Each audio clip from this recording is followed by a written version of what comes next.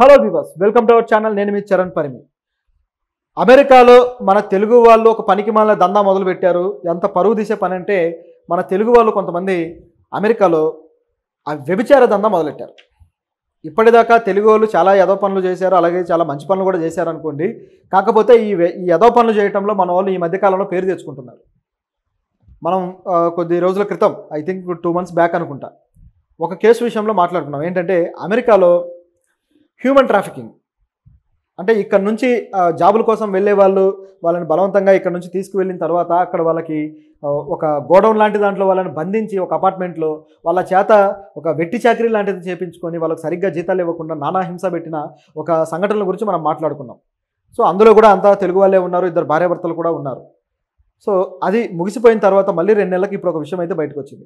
అదేంటయ్యా అంటే, అమెరికాలో టెక్సాస్ నగరం బేస్ చేసుకొని ఆ నగరంలో వ్యభిచార దందా నడిపిస్తున్నారు మన వాళ్ళు. సో ఎంత గనులంటే వీళ్ళు, ఇక ఏం చెప్పాలో చూడండి.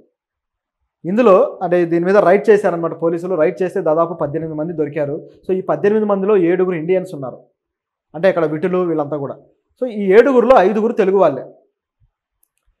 సో వీళ్ళలో నిర్వాహకులు ఉన్నారు. సో ఇది పరిస్థితి ఇక్కడ. వీళ్ళు ఎందుకు ఈ విధంగా తయారయ్యారు, ఏం జరిగింది? అమెరికాకు ఎవరైనా ఎందుకు వెళ్తారంటే, ఒకటి ఉన్నత చదువుల కోసం వెళ్తారు. బీటెక్ ఎంటెక్ చేయాలని, బీటెక్ తర్వాత ఎంఎస్ చేయడానికి మెడిసిన్ తర్వాత ఈ విధంగా వెళ్తూ ఉంటారు. కొంతమంది మాత్రం జాబులకు కూడా వెళ్తూ ఉంటారు. సో వెళ్ళి అక్కడే జాబులు చేస్తూ అక్కడ సెటిల్ అయిపోయి అక్కడే ఫ్లాట్స్ కొని, అక్కడే అపార్ట్మెంట్స్ కొని అక్కడే ఉంటూ ఉంటారు. కొంతమంది కంపెనీలు పెట్టిన వాళ్ళు ఉన్నారు. కొందరైతే తెలుగు వంటకాల పేరుతోటి హోటల్స్ పెట్టిన వాళ్ళు కూడా ఉన్నారు. అంటే ఆంధ్ర వంటకాన్ని అమెరికాలో హోటల్స్ రూపంలో పెట్టి మొత్తం అన్ని స్టేట్స్లో నడిపించిన వాళ్ళు కూడా ఉన్నారు, కొన్ని రెస్టారెంట్స్.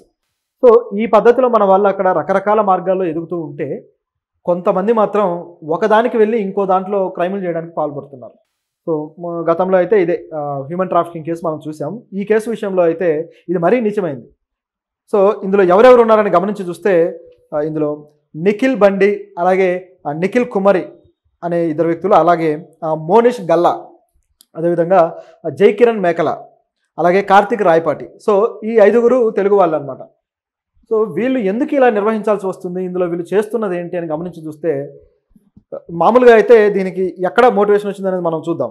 నిజానికి గోవాలో ఒక విధమైన కల్చర్ పాపులర్ అయింది గత కొద్ది కాలంగా. ఏంటంటే రష్యన్ గర్ల్స్కి సంబంధించిన ఒక కల్చర్ అనమాట. అంటే చాలామంది గోవాకి వెళ్ళి ఏదో మందు కొట్టడానికి చీప్గా బ్రాండెడ్ మందు దొరుకుతుందనో, ఆ బీచ్లో తిరగడానికనో వెళ్ళడానికి వెళ్తూ ఉంటారు. ఇది ఒకటే కాకుండా కొంతమంది ఇలాంటి ప్రాస్టిట్యూషన్ని ఎంకరేజ్ చేస్తూ దానికోసం కూడా వెళ్ళే వాళ్ళు అనేక మంది ఉన్నారు. సో ఇటువైపు చూస్తే బ్యాంకాక్ దానికోసం బాగా ఫేమస్ అయిన ప్రాంతం. అయితే ఇక్కడ మన ఇండియాలో అయితే ఇటువంటిది నేరం. నిజానికి మన దేశంలో చట్టాలు కూడా ఉన్నాయి దీనికి సంబంధించి, అరెస్ట్ చేస్తారు. సో కాకపోతే కొన్ని ప్రాంతాల్లో మాత్రం చూసి చూడనట్టు వెళ్ళిపోతుంది అనమాట. ముఖ్యంగా గోవాలో చూసుకుంటే ఇది బాగా పాపులర్ అయింది. రష్యన్ గర్ల్స్ని కొంతమందిని తీసుకొచ్చేసి ఇక్కడ వాళ్ళని ప్రాస్టిట్యూట్స్గా పెట్టి విటులను ఆకర్షిస్తున్నారనమాట. సో ఇలా ఆకర్షించి మన తెలుగు వాళ్ళు కావచ్చు, దేశంలో అనేక ప్రాంతాల వాళ్ళు వెళ్ళడం, ఇదొక దందాలాగా, ఒక మాఫియాలాగా నడుస్తుంది అక్కడ. ఇది బాగా పాపులర్ అయింది. మరి దీని నుంచి ఇన్స్పైర్ అయ్యారో ఏంటో కానీ వీళ్ళు ఏకంగా అమెరికా వెళ్ళి అమెరికా వాళ్ళకే సేవలు అందిస్తున్నారు. ఎంత గనులో చూడండి. సో వాళ్ళు ఏం చేశారంటే, అక్కడ నుంచి అమ్మాయిలని, అక్కడ ఎవరైతే అమెరికన్ గర్ల్స్ ఉంటారో, వైట్ గర్ల్స్, వాళ్ళని వీళ్ళు తీసుకొని సో వాళ్ళతోటి ప్రాస్టిట్యూషన్. ఇందులో మళ్ళీ వీళ్ళకి ఎవరు విటులయ్యా అంటే మళ్ళీ తెలుగు వాళ్ళు, ఇండియన్స్. సో ఇండియన్స్కి ఉండే ఆ తెల్లతోలు కక్కుర్తి ఏదైతే ఉందో దాన్ని ఉపయోగించుకొని ఈ విధమైన దందాకు పాల్పడుతున్నారు. అట్లా దాదాపు 18 మంది దొరికారనమాట. అయితే వీళ్ళు ఎందుకు ఈ విధంగా తయారయ్యారనేది చూస్తే, వీళ్ళు మామూలుగా ఉన్నత చదువుల కోసమే వచ్చారట. అయితే ఆ చదువు జరుగుతుండగానే వీళ్ళకి ఏంటంటే పార్ట్ టైం జాబులు చేయడానికి కొన్నిసార్లు జాబులు దొరుకుతాయి, కొన్నిసార్లు దొరకవు. ఆ దొరికిన వాళ్ళు ఏదో చేసుకుంటూ ఆ టైం స్పెండ్ చేస్తారు. కానీ వీళ్ళకి బాగా జల్సాలకు అలవాటు పడ్డారు. సో అక్కడ తిరుగుళ్ళు, జల్సాలు బాగా ఎక్కువైపోయి అక్కడ మళ్ళీ లోకల్ పీపుల్ కూడా కలిసి వాళ్ళతో ఫ్రెండ్షిప్లు చేసిన తర్వాత వీళ్ళకి ఇలాంటి ఐడియా ఒకటి వచ్చింది, మనం ఈ విధంగా చేస్తే డబ్బు సంపాదించవచ్చు కదా అని. సో ఈజీ మనీ కోసం ఇలాంటి ప్లాన్ అవుట్ చేశారు. సో డౌన్ టౌన్ ఆధారం చేసుకొని వాళ్ళ ఏరియాలో ఇలాంటి సెటప్ ఒకటి అపార్ట్మెంట్స్లో పెట్టి ఇక నడిపిస్తూ ఉన్నారనమాట. అయితే వీళ్ళకి విటులుగా తెలుగు వాళ్ళు అలాగే ఇండియన్స్ ఎందుకు మారుతున్నారా అంటే ఒకటే రీజన్.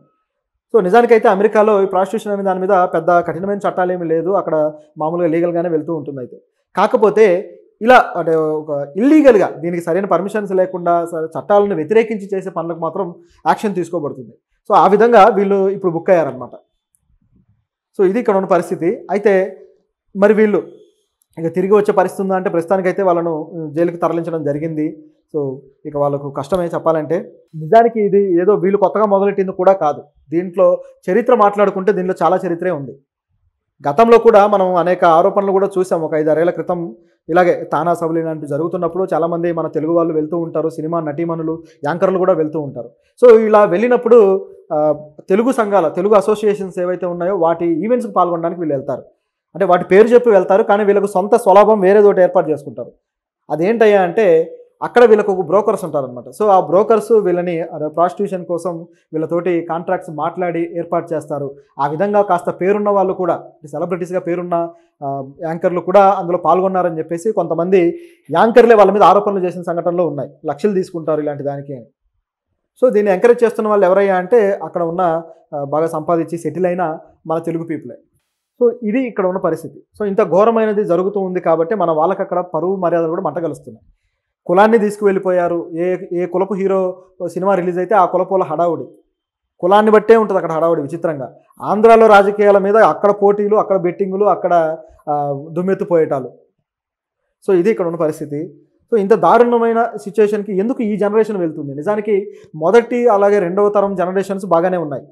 అంటే 80s 90sలో వెళ్ళిన వాళ్ళు బాగానే ఉన్నారు. అలాగే 2000 ఆ ఎరాలో వెళ్ళిన వాళ్ళు కూడా బాగానే ఉన్నారు. ఆ రెండు తరాలు కాకుండా గత కొద్ది కాలంగా, గత 7-8 ఏళ్ళు 10 ఏళ్లలో వెళ్ళిన వాళ్ళు మాత్రం పూర్తి స్థాయిలో డ్యామేజ్ చేస్తున్నారు అనమాట మన వాళ్ళ పరువుని. అంటే అందరూ అని కాదు కానీ కొంతమంది. సో ఇది పరిస్థితి. దీంట్లో మరొక స్కాములు కూడా కొన్ని ఉన్నాయి. అది కూడా మనం చెప్పుకోవాల్సిన అవసరం ఉంది ఇప్పుడు. ఎందుకంటే మన వాళ్ళ ఘనతలు ఏంటో తెలియాలి కదా. Visa scam. So visa scam కూడా వీళ్ళు చాలా న్యాక్గా చేస్తున్నారు కొంతమంది. సో ఏం చేస్తున్నారంటే, అంటే మన తెలుగు వాళ్ళనే కాదు మొత్తం ఇండియన్సే చేస్తున్నారు ఈ టైప్లో. ఏంటంటే మామూలుగా అమెరికాకి వీసా రావాలి అంటే మన వాళ్ళు కనీసం ఒక 4-5 వీసాలు ఒకే వ్యక్తి అప్లై చేస్తే అది కాస్త కన్సిడరేషన్లోకి వచ్చి వాళ్ళు దాన్ని యాక్సెప్ట్ చేసి వీసా ఇచ్చే పరిస్థితి ఉంటుంది. అంటే ఆ కాంపిటీషన్ అలా ఉంది కాబట్టి ఎక్కువ సార్లు పెడుతూ ఉంటారు అనమాట, ఎక్కువ అప్లై చేస్తూ ఉంటారు. అయితే దీన్ని ఆసరా చేసుకొని వీళ్ళు ఏం చేశారంటే 4-5 కాదు, ఏకంగా 10-15 వీసాలు అప్లై చేయడం అనమాట. అది కూడా అనేక మందికి సంబంధించిన వీసాలు అప్లై చేసేసి వీళ్ళు ఫేక్గా, అంటే వీళ్ళు దాదాపు 15,000 వీసాలు పర్మిషన్లు తీసేసుకుంటారు అనమాట. తీసేసుకొని వీటి మీద దందా చేయడం మొదలు పెడతారు. సో ఈ తరహా దందా అనేది చాలా డిఫరెంట్గా ఉంది. అంటే అమెరికన్ చట్టాలు, వీసా చట్టాలు సో ఏవైతే ఉన్నాయో వీటిని కూడా చీట్ చేయగలుగుతున్నారంటే అసలు ఎంత బుర్ర వాడుతున్నారో చూడండి. ఈ తెలివితేటలన్నీ మన ఇండియాకి వచ్చి కనీసం ఇక్కడ ఏమైనా బిజినెస్లు పెట్టి వాడితే 10 మందికి ఉద్యోగాలు వచ్చాయి. దీనికి కూడా బుర్ర చాలా కావాలి. సో ఇలా ఈజీ మనీకి అలవాటు పడిపోయి, అంటే ఒకసారి అలవాటు పడితే ఏంటంటే ఇక దాంట్లోంచి బయటికి రాలేదు. అది ఒక ఊబి లాంటిది అనమాట క్రైమ్ అనేది. ఒకసారి ఆ క్రైమ్లోకి దిగితే అలా అలా ఊబిలో జారుకుంటూ వెళ్ళిపోతుంటారు. ఎంత ప్రయత్నించినా బయటపడలేరు. సో నైతికంగా తాము కరెక్ట్గా ఉన్నప్పుడు మాత్రమే అది సాధ్యమవుతుంది బయట ఉండటం, లేదంటే మాత్రం మునిగిపోతారు. ఇప్పుడు వీళ్ళ పరిస్థితి అదే. వీళ్ళు మరింత మంది తెలుగు వాళ్ళకి ఈ విధమైన ఆదర్శంగా మిగిలే ప్రమాదం కూడా ఉంది. ఎందుకంటే ఇదే ఈజీ మనీ కోసం అలవాటు పడేవాళ్ళు, జలసాలకు అలవాటు పడేవాళ్ళు దీని మీద ఫోకస్ చేసే ఛాన్స్ కూడా లేకపోలేదు. కాబట్టి అలాంటివి జరగకుండా ఉండటానికి కొద్దిగా కఠినమైన శిక్షలు అయితే పడాలి. అదేవిధంగా తెలుగు అసోసియేషన్స్ కూడా ఇలాంటి వాళ్ళను గుర్తించి వీళ్ళు ఎటువైపు వెళ్తున్నారు ఏంటి అనేది గమనించి వీళ్ళకి సరైన మార్గదర్శకాలు పెడితే బాగుంటుంది. లేకపోతే వీళ్ళు పేరుకి అమెరికా వెళ్ళి ఏదో గొప్పగా సాధించేస్తామని పోతారు. చివరికి అక్కడ వీళ్ళ జీవితాలు నాశనం చేసుకొని అక్కడ ఉన్న వాళ్ళ జీవితాలు కూడా పాడు చేసేసి చివరికి తల్లిదండ్రులకు చెడ్డ పేరు. ఎందుకంటే ఇండియా నుంచి వచ్చే వాళ్ళు ఇలా అని చెప్పేసి ఒక బ్యాడ్ నేమ్ అనేది అక్కడ ఏర్పడుతుంది ఈ మధ్యకాలంలో. నిజానికి ఇండియన్స్ మీద కాల్పులు కూడా జరుగుతున్నాయి గత కొంతకాలంగా. చాలామంది తెలుగు వాళ్ళు కూడా చనిపోయారు కూడా. ఇవన్నీ ఎందుకు అవుతున్నాయంటే వాళ్ళకు ఎంప్లాయ్మెంట్ లేకుండా మన వాళ్ళే ఎంప్లాయ్మెంట్ అంతా కూడా ఆక్రమించేస్తున్నారనే ఒక అపవాదు మన వాళ్ళు మూటగట్టుకుంటున్నారు. అంటే ఆ అమెరికా మోజ్ అనేది రోజు రోజుకి పెరుగుతూ ఉండటం వల్ల ఇలాంటిది ఏర్పడుతుంది అక్కడ. సరే, ఎవరి అవకాశాల వల్ల, ఎవరి టాలెంట్ వాళ్ళది, దాన్ని ఎవరు తప్పుపట్టలేరు. కాకపోతే వాళ్ళ మీద సరైన నిబంధనలు లేకపోతే వాళ్ళ మీద ఒక సూపర్విజన్ లేకపోవడం వల్ల ఏమో కానీ ఇలాంటి దారులు అయితే తొక్కుతున్నారు. కానీ అమెరికా చట్టాలు చాలా కఠినంగా ఉంటాయి. సో వీళ్ళ మీద గట్టి యాక్షన్ అయితే తీసుకుంటారు.